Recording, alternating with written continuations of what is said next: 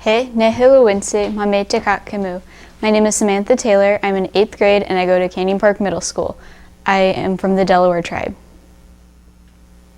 The story I'm going to tell is The Rainbow Crow, a traditional Lenape story.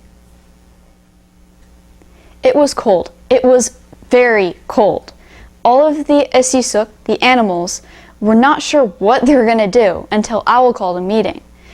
The snow had already gathered all across the ground, so it took a while for everyone to get there. Once they got there, Owl said that they needed to send a representative to Kishilmanoko, the creator, to figure out what they're going to do about all this snow.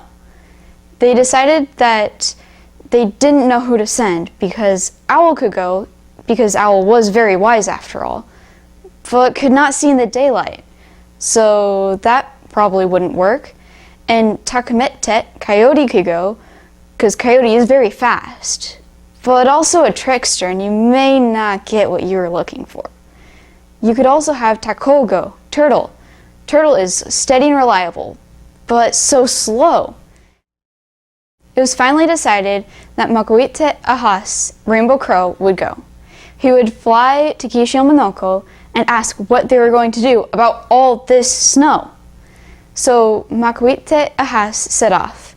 He flew and flew, this way, that, not really sure where he was going, but eventually on the 3rd day, he made it. He was greeted by Kishilmanoko. What do you need, Makuite Ahas? There's all this snow. Asikasuk, all the animals, don't know what they're going to do. So we came to ask you, what should we do about the snow? Kishilmanoko thought about this for a while because he didn't want to give an answer that wouldn't help. Finally, he came up with a response. You shall take this stick and you should go fly to the sun. Once you get to the sun, you're going to put this stick into the flames, and when it comes out, you'll have tentai, fire. But you need to be careful because after 3 days, the tentai will die and you must be back before then.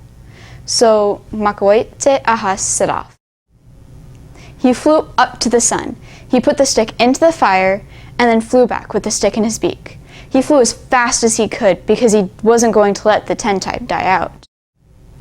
As he was flying though, the tentai, the fire, it reached back until all of his feathers were charcoal black, and the smoke got into his lungs and he wasn't able to sing anymore, only ka. By the time he got back, all of his feathers looked burnt and ashen, and he could barely speak at all. All of the Asikasuk, the animals, were very happy to have the tentai, and they all celebrated because now they didn't have to worry about the kun, the snow. But Makuite Ahas was very sad because his beautiful rainbow feathers were gone, and his beautiful singing voice couldn't sing. So he sat off to the side, not knowing what he was going to do, until a breeze of wind came across the snow, the kun, and Kishilmanoko came. He asked Makuite Ahas why he was so sad. He had just saved everyone. When Makuite Ahas, Rainbow Crow, replied, he said, well, look at my feathers. They're all black. They're not nearly as beautiful as they used to be, and my voice, I can barely even talk. Well, said Kishilmanoko, you are a hero to all of the Asisuk, all of the animals, and while your feathers may not be beautiful now, I will make them that way. They will be shiny and black, and you will still be able to see who you used to be in them. You will still have the rainbow feathers. And so now, if you look at the crow, while you may not think that they're a rainbow at first, you can still see that little bit of rainbow in their feathers. The Lenape words I used in the story were animals, asisuk, snow, kun, rainbow crow, Makuite Ahas, creator, Kishilmanoko, fire, tentai, turtle, tako, coyote, takametet. The hardest word was definitely Makuite, rainbow, and my favorite word was asisuk, animals, because it includes everyone. One thing I found interesting about this story is that usually crows are considered a pest.